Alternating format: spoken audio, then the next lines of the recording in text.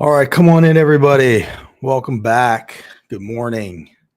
Saturday morning. Don't usually do these on Saturday morning, but we got some kids' soccer games coming up, and I got stuff I need to get off my chest. And it's been a long week at the Casada corruption trial. So I just wanted to get on here and kind of share some of my thoughts of what's happened this week with you here. If you have any questions, that kind of thing. I hope you're following along as we cover this thing. I've been going every single day, and it's both excruciatingly boring and completely gripping at the same time. It's hard to explain, but this is my first federal trial that I've ever covered, and it's very dry and long, and there's a lot of stopping and starting. But because people's lives hang in the balance, it's also fascinating. I mean, the stakes are extremely high. The lawyers on both sides are very smart people. And what occurs to me is like seeing the people that make the laws every day as I cover the Capitol, and then watching these people who are much smarter have to kind of parse them out and decide what they say. Although these are federal laws, so it's a little different, but it's just funny the difference between, what I perceive to be the level of intelligence in either building. The difference between those two things as this process unfolds is kind of hovering over it.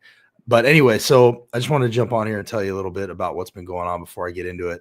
As always, Abby Rubenfeld is very supportive of us. If you need a lawyer, if you're buying or selling a home in Middle Tennessee, Elisa Parker, and I don't have their images with me, but Gay Veterans, gaycowboys.us, I think.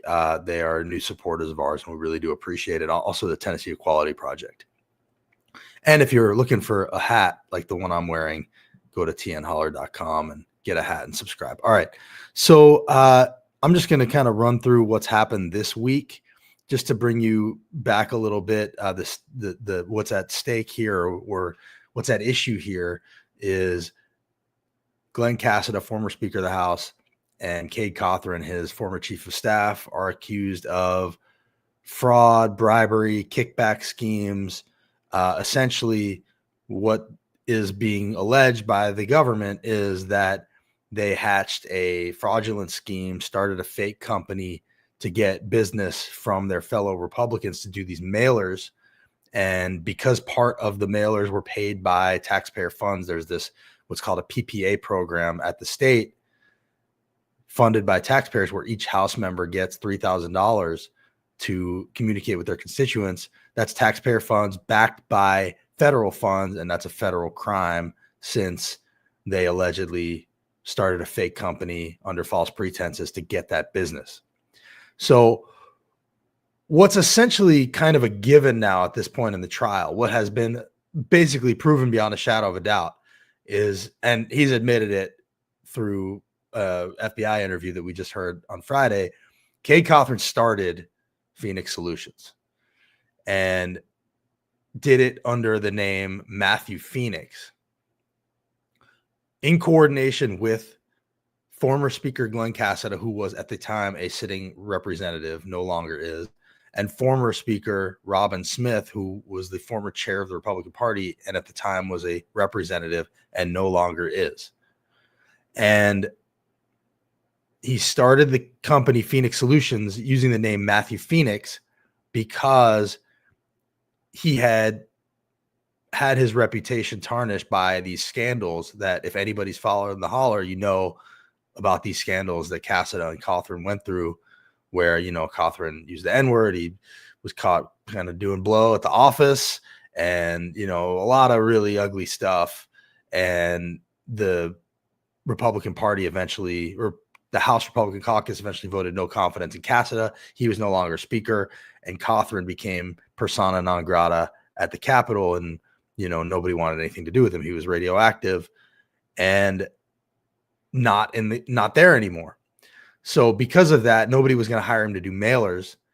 So he started this company, Phoenix Solutions, with Robin and Glenn, so that they could get campaign caucus work eventually, starting with this quote unquote PPA work, which is funded by taxpayer dollars, which is smaller amounts. And Cade has pretty much admitted that he did that. He started it. He at one point had to fill out a W-9 for the state to pay the invoices, and he faked a W-9. Matthew Phoenix wrote Matthew Phoenix on there, which is pretty clearly fraud. And that's how they got this money. And so most of this week, it started with Robin Smith, who has turned state's witness or government witness and flipped on Casada and Cothren.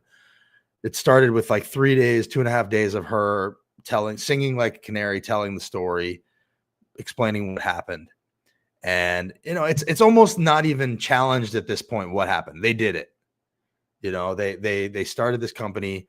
Their idea was, we are going to establish ourselves as this mailer company. Matthew Phoenix, they had this whole backstory for it, that this company had worked on Trump's 2016 campaign.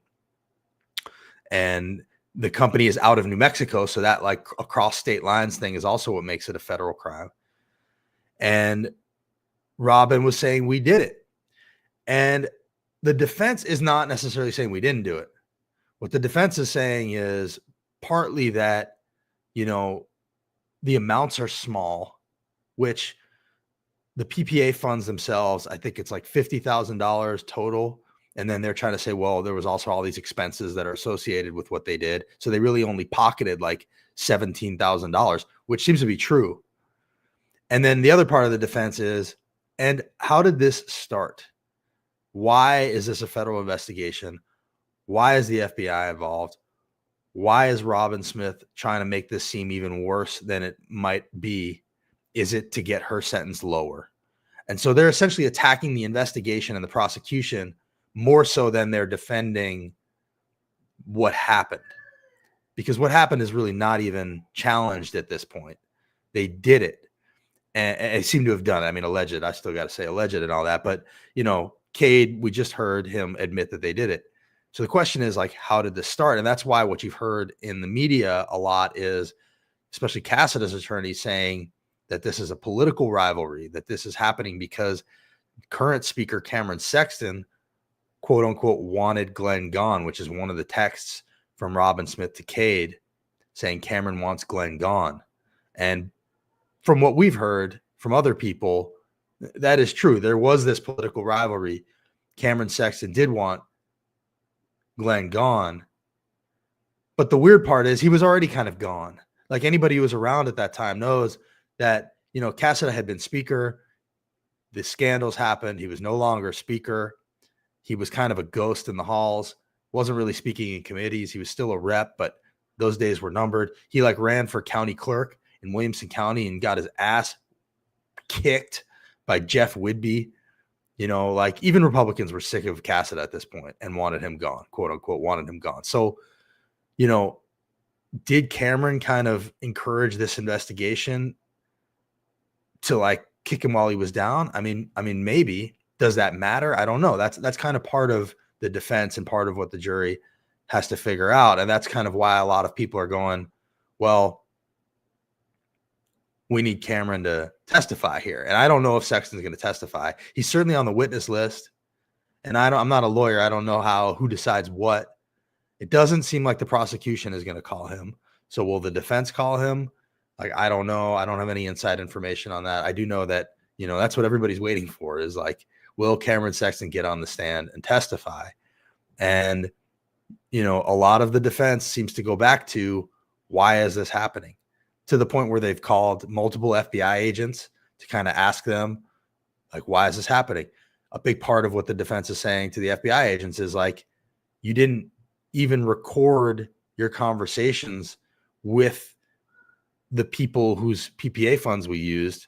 You recorded Cothren and Glenn's conversations, the FBI, but you didn't record any of the witnesses. You didn't record Robin Smith's conversation. You didn't record Cameron Sexton's conversation. Do you usually do that?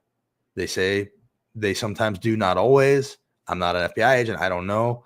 But that's the nature of, what they're trying to put in the jury's head is that this is all happening because of a political rivalry.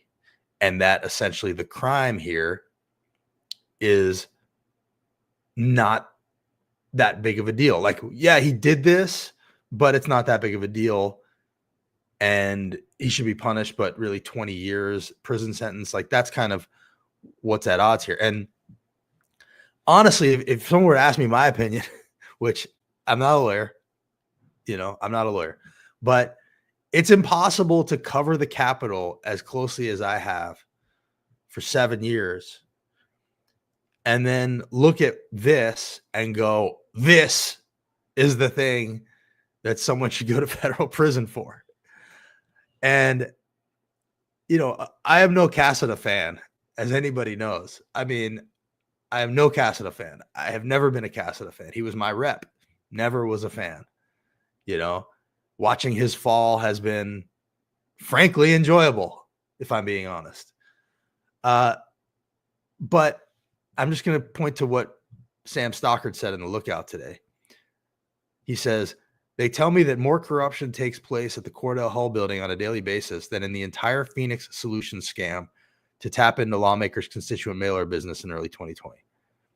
So Sam Stockard writes for the Lookout. He's not me. I don't know his opinions. We're not friends. But he's right. Like, it's not even debatable that what goes on at the Capitol every single day is so much more corrupt than what's going on, what's at issue here in this trial. Like, it's not even close.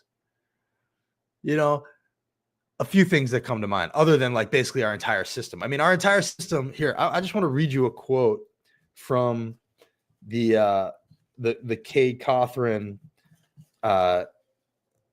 recordings with the FBI. When the FBI was talking to Cade Cothren, this is the recording. They played this in the courtroom. And this is the only time we've heard Cade or Glenn talk. Like, they've just been sitting there for 2 weeks silent. But we finally got to hear Cade's voice this week because they played the recording of his interview. And the FBI only played snippets, and then Cade's team played the whole thing, or is playing the whole thing. That's kind of where we stopped on Friday. But this is the exchange that I just want to draw your attention to. At one point, Cade has just had his apartment raided.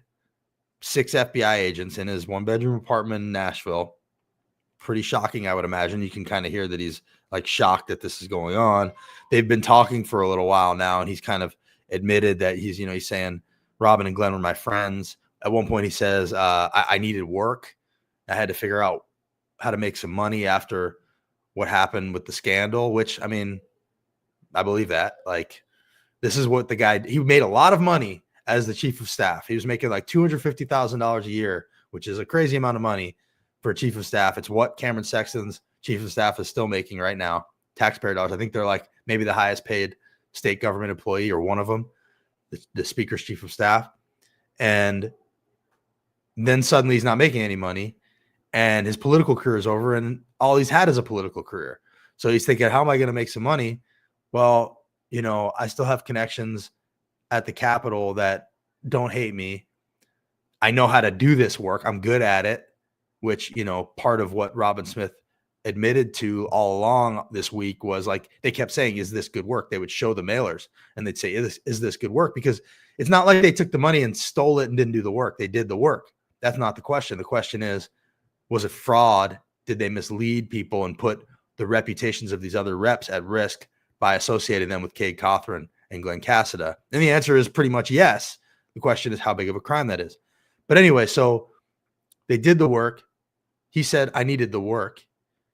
And that's what he told the FBI. And then at one point, I mean, he clearly knew he had done something wrong, but I don't think he knew that it rose to the level of FBI raids, or maybe he did. Maybe I'm giving him too much credit there. But here's the exchange. He at one point says to the FBI, who, by the way, one funny thing about the FBI agent, he looks exactly like Cade, which so they're both sitting there at different desks and they look very similar, especially in profile. They both have the beard, the short hair. It's kind of hysterical. But so this is, Cade's doppelganger FBI agent talking to him. And Cade at one point goes, what did I do wrong? And the FBI agent's answer is, you paid an official to give you something and gain business from it. You paid an elected official to give you something, and you gained business from it. Now, I would offer that that's literally our entire political system. I'm not saying bribery is okay. Of course it isn't. But I believe that lobbying is essentially bribery. And if you want to outlaw lobbying and bribery, legalize bribery, I'm for that. Great. Let's do that because I think it should happen. I think what goes on at our Capitol is gross. I look at who is huddled around the TVs at our state Capitol to watch these bills get passed to fill their coffers, their clients' coffers, but also their coffers, their lobbyist coffers. It's gross. You can feel it in that building every day. Some examples, the ones that rise to the top of my mind. Senator Bo Watson's wife is a lobbyist. Her client was the Titans. He was the chair of the finance committee, and the Titans got $500 million for a new stadium. She's his spouse. Her firm lobbies for the Titans. Titans get $500 million in taxpayer funds. Did you tell me that doesn't benefit Bo Watson? Of course it does. I'm not the only one saying this. You can go look at Tennessee Conservative News. They've made a big deal about this too. And then Justin Jones carried a bill at the beginning of the session to outlaw having your spouse be a lobbyist while you're a sitting legislator. Didn't even make it out of subcommittee. Republicans immediately killed it. The Republicans that wore wires on these guys to send them to prison for, as this FBI agent says, paying an FBI official to give you something and gaining business from it. I don't see, you could not convince me that that is not what happens at this building every single day. You want to make that illegal? Go make that illegal. Please. Federal level also. It's gross. Lobbying is legalized bribery. We see it every day. It's gross. Go look at who pays for their campaigns. Go look at who pays for the campaigns of the people who wore wires on these guys. I can't look at, Ron Gant, we know. We suspect Cameron Sexton, whoever else. Go look at who pays for their campaigns. Most of them, I know at one point Jason Zachary's political campaign was entirely funded by corporate PACs. Not a single individual donation from a regular person. You think these corporations are giving to these legislators for fun? No. It's because their interests are being served by the people in that building every day. Another example, Core Civic. Core Civic funds the campaigns of all of the Republicans pretty much. Private prison company gives to all the Republicans, maybe some Democrats. I got to look. My suspicion is there are some Democrats to take from them. I got to look. But most entirely Republicans that get money from Core Civic. Core Civic, their death rate is exorbitantly high in their prisons. They violate their contract with staffing issues all the time. And yet, time after time after time, their contracts get extended. Millions and millions of dollars. And not only do their contracts get extended, but the laws get changed every day, including this year, to fill their prisons with more people for lesser crimes. It's why we don't have medical marijuana laws in our state. To fill our prisons so that Core Civic makes money. And also, by the way, so that a lot of people can't vote who are mostly black. That's a whole other issue. I'm not going to go down that road. Core Civic runs 4 prisons in our state. Our laws only allow 1 private prison. It's in the law that you're only allowed 1 private prison. Core Civic runs 4. Some loophole because they're contracting with the counties instead of the state. It's very obviously a loophole. It's very obvious that it should be illegal. And frankly, I think somebody in their prisons should sue over that and say they don't have standing to run these prisons. I digress. The point is, Core Civic pays these legislators. Look at their filings. Look at their disclosures, all of them. And their interests are served by the people in that building. So I go back to this line. You paid an official to give you something and gain business from it. How is that different? How is that different?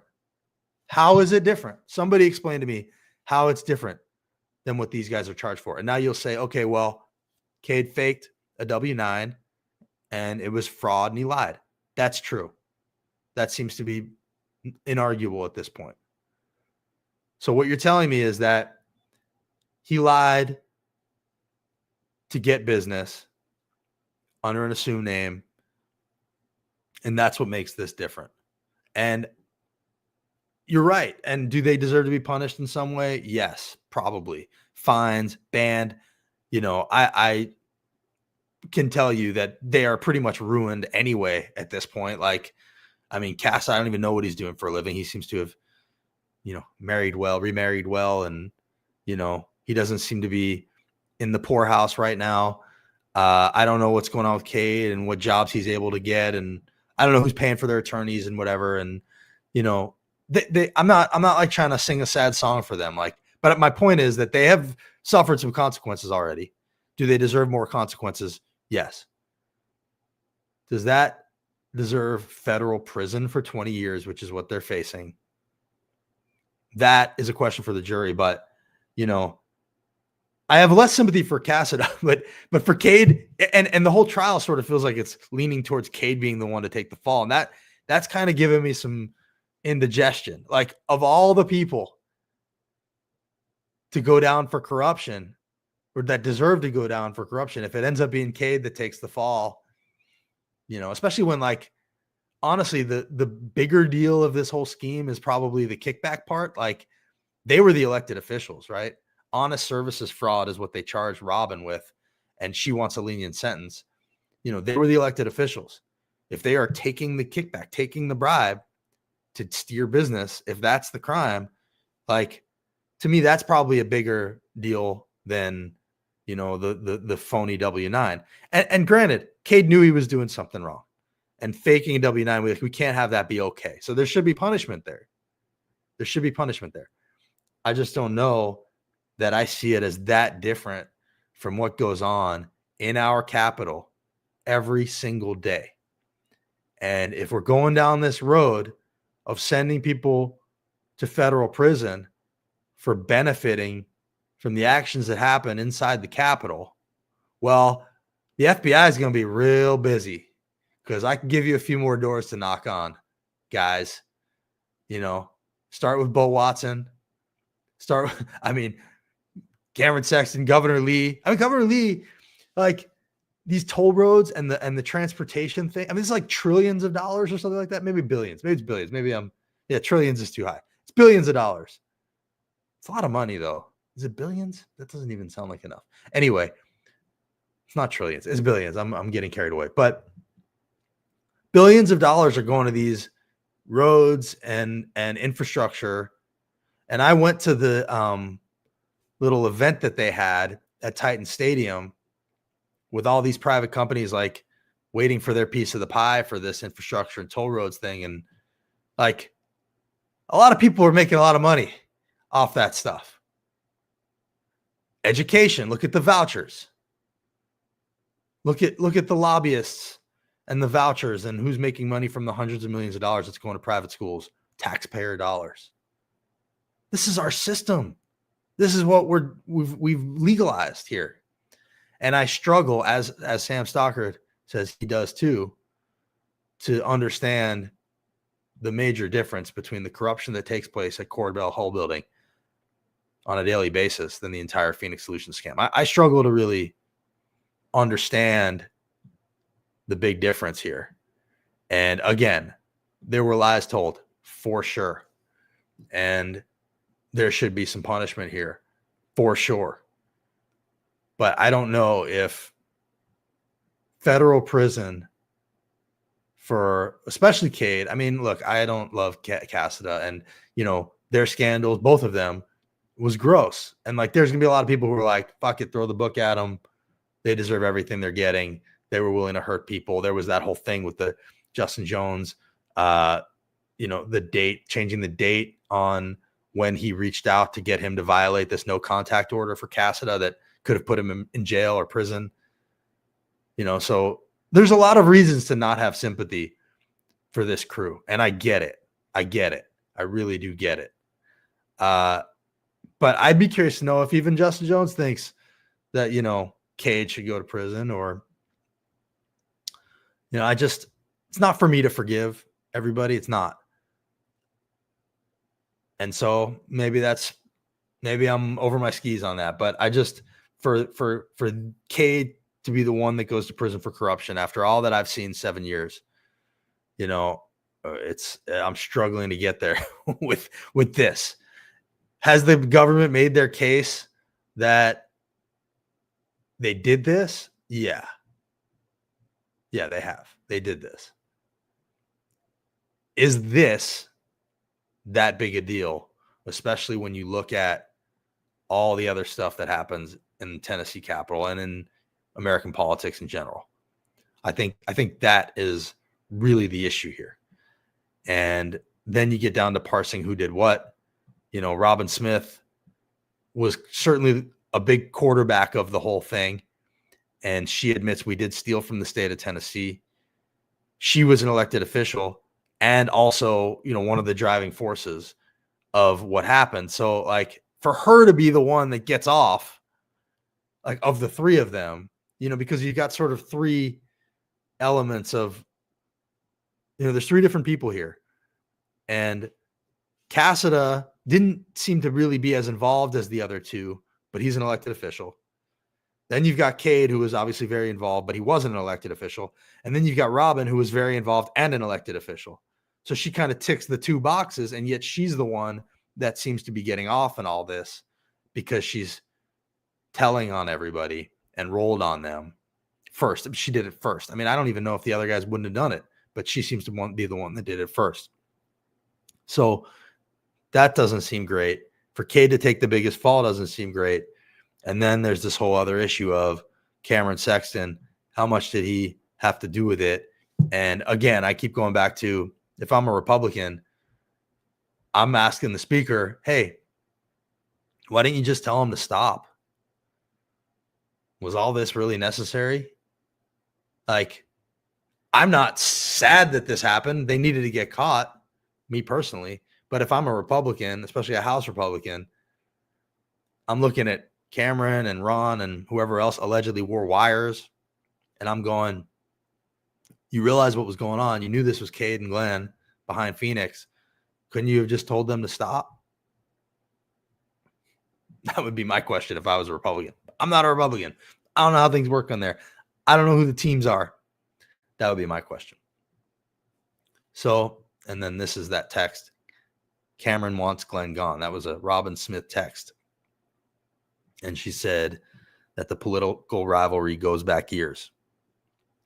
So that's the juicy part that I don't think we've really gotten into yet. That's, I think, a big part of what the defense will focus on. And that's the part that I'm most looking forward to. So far, we've only heard from the prosecution, witness-wise. Cross-examination has been the juiciest part every time. And then once we get to the defense, I think, that might open up a lot of interesting angles to all this. And I will keep covering it. I hope you guys are finding it interesting. Honestly, if you're not, I'm still going to cover it because this is something that we've been looking forward to for a long time. So if there's a little bit of a, I don't want to say selfishness, but, we are interested in this regardless of what our audience is thinking. So there's probably some people who follow us nationally who are going, why are you guys so focused on this? It doesn't seem like that big a deal. Move on. We're not going to be moving on anytime soon. We are following this till the bitter, bitter end because this is the center of our political world here in Tennessee, where corruption is frankly the name of the game. And it's kind of amazing that somebody's being held accountable for it. And it's even more amazing that this, of all the things, is the thing that they're being held accountable for. Let us know what you think. Keep following the holler, and we'll see you next time.